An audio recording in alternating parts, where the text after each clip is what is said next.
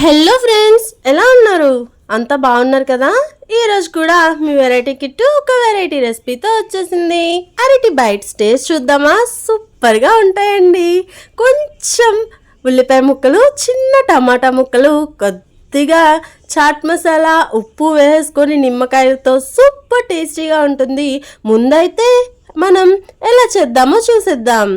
So అరటికాయని ఒక medium size తీసుకొని దాన్ని సన్నగా పొటాటో స్లైసెస్ ఎలా చేస్తామో అలానే స్లైసెస్ చేసుకోండి. ఆ తర్వాత ఉప్పు వేసిన నీటిలో ఒక్క 10 నిమిషాలు నానబెట్టాలి. ఎందుకంటే మంచి టెండర్గా టేస్ట్గా అద్దిరిపోతుంది. ఆ తర్వాత 1 కప్పు శనగపిండికి 1/2 కప్పు బియ్యం పిండి, కొద్దిగా సాల్ట్ వేసేసుకొని కలిపేసుకోవడమే.